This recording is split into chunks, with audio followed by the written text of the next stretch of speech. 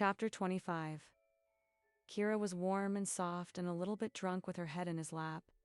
She seemed to be humming some combination of jingle bells and decked the halls as he ran his fingers through her hair. The ends crackled with static, the silky strands clinging to his sweater. He didn't relish the idea of going into the cold, dark night to get home. Kira smiled up at him, and his heart lurched with the knowledge that his time with her was ticking away, along with the last few days of the year. He'd almost forgotten about that over the course of the day as they'd all talked and ate and drank. The house had been full of friends and family coming and going, of way too much food and way too many sweets. It had been a good distraction. "So when do you head back home?" Annie asked him now that the house had nearly emptied out again. It was just him and Kira and Jeannie and her closest friends sprawled out on the floor and draped over chairs, full and sleepy. He wondered how many of them would just crash. Here tonight. He was pretty sure Noah was already snoring from his position laid out in front of the fire. New Year's Day. Kira wasn't looking at him anymore. Her smile had slipped. "It's too bad," Annie said, her chin propped on her arms on the coffee table. Bennett could barely see her past the empty wine glasses. "You fit in so well here." "Yeah, Benny, you fit in so well here," Jeannie repeated, from her perch on Logan's lap in the chair by the fire. He winced. "I told you, Jean-Marie." He emphasized her full name as payback for calling him Benny, and she stuck her tongue out at him.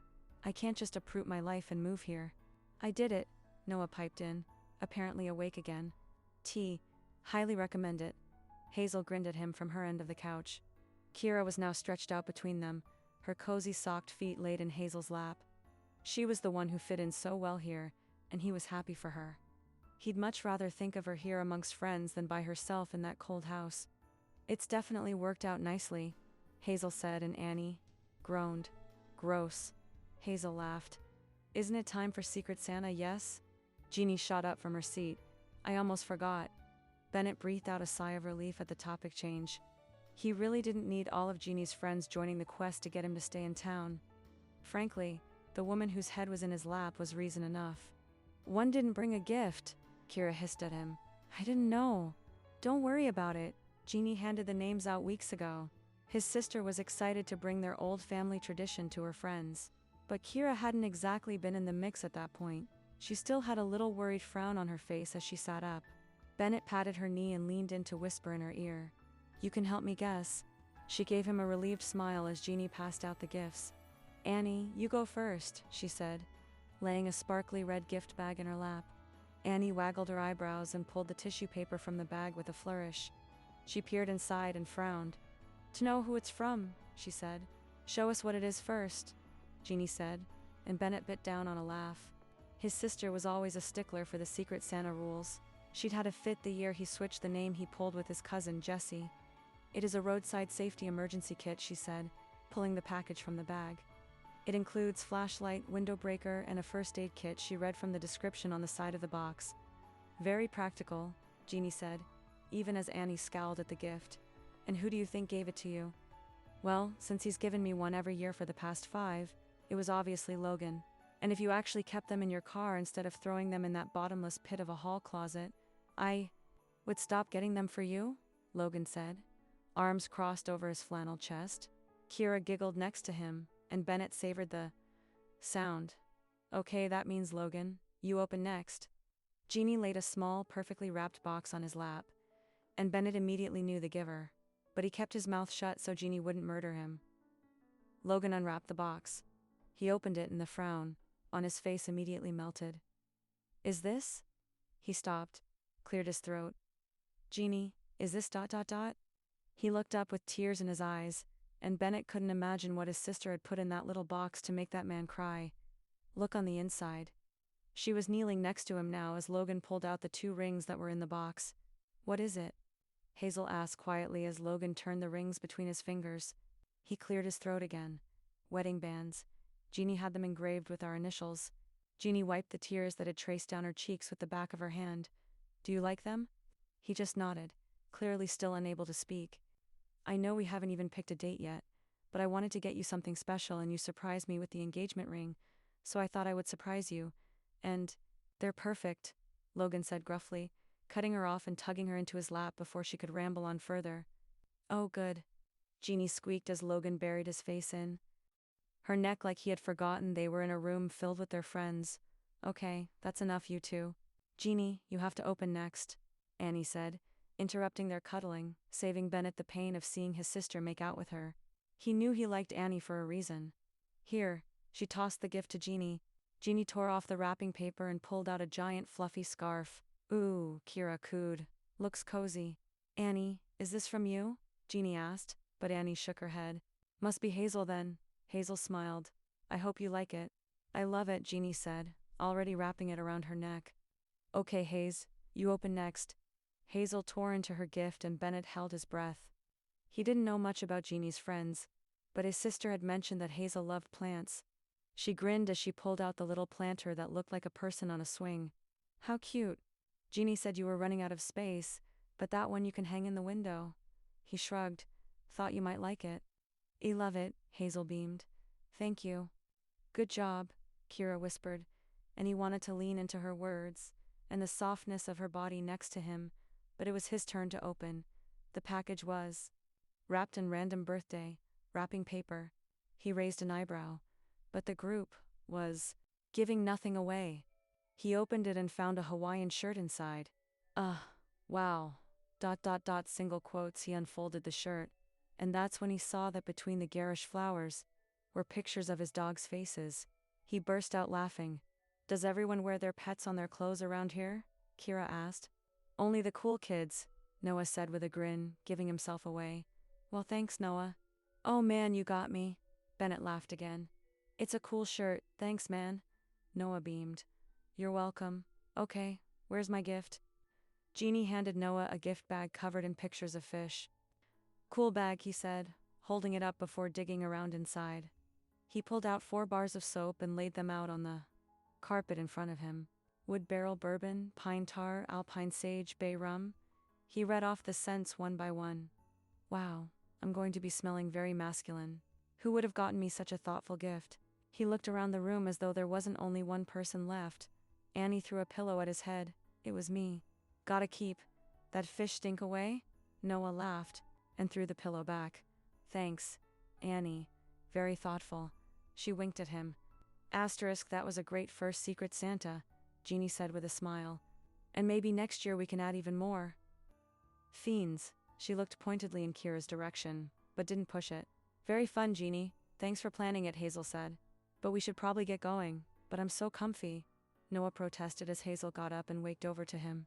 He'd already laid back down in front of the fire after opening his gift. She took his hands and tugged him up. Tease campfire in bed. Come on. Annie stood too, yawning.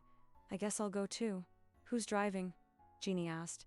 Already called an Uber, Annie assured her with a hug. I stopped drinking hours ago, Bennett said, pulling Kira up from the couch. She looked sleepy and grumpy and he wanted to carry her out to the car, but he'd never hear the end of that. So instead he led her to the door by her hand. Coats and scarves and hats were donned as they wished each other Merry Christmas for the 1000th time that day, and they stumbled out onto the porch, the freezing night air shocking them into an unwelcome alertness. Bye, Bennett. Bye, Kira, Hazel called as they made their way to the hired car. Good night. Annie waved over her shoulder and Kira waved back. Night. Bennett's rental car was freezing cold when they got in, and he really wished he'd thought to warm it up first. Kira sat with her shoulders hunched so high, her head had nearly disappeared inside her coat. Should be warmer in a minute, he muttered, cranking the dials too high. Okay. Her voice was quiet, small. Did you have a good time? He asked as they pulled out of the driveway. The farmhouse twinkled with cozy lights behind them as they drove away. It filled Bennett with the melancholy that came with the ending of things. Holidays, seasons, relationships. Kira was looking out the window and he could see her face reflected in it. I think it was my favorite Christmas ever. Then why do you sound so sad? She wiped a hand across her face, sniffling in a way that made Bennett want to tear the world down. She laughed a little, shaking her head. You know, I'm trying really hard to be a good person here. I'm trying really hard not to ask you to stay, Bennett. I really am. But you are not making it easy. The fucking universe is not making it easy, Kira. No? Nope. Don't say anything. We had an agreement. You promised, I promised. So that's it, okay? I'm not going to be selfish. Not going to ask you to give up your life. What if I want to? Her head whipped to face him as he drove. You don't want to. You're going to tell me what I want now. Sadness was turning into frustration, into anger. You can't want to stay here. Maybe you think you do, but you don't. You just want a ... You just want to help me or whatever. I'm like a baby deer on the side of the road and you want to pull over and rescue me. But you can't, Bennett, you can't. I have to learn to be a deer all on my own now. And you can't fall back on old habits. Kira, you aren't making sense. She growled in frustration and he pulled over. He couldn't have this conversation not facing her. When he turned to her, she had tears streaming down her cheeks. Damn it, I don't think you're a baby deer, she sniffled. I think you're a strong, smart, gorgeous woman. She shook her head. Please, please don't say things like that. Kira, what are you afraid of? What was he afraid of? Why had he agreed to this arrangement in the first place? He did fit in well here. He liked it here. He liked the people. He could be close to his family. He could be close to Kira. Just because things had failed with Nicole didn't mean it would happen again. And so what if it did? Was he just never going to try again? This isn't real, she said. People don't fall in love in a month. It doesn't make sense. Feels pretty damn real to me. Fall in love. He'd fallen in love with her. The realization hit him hard in the chest. She wiped her eyes. No, it isn't.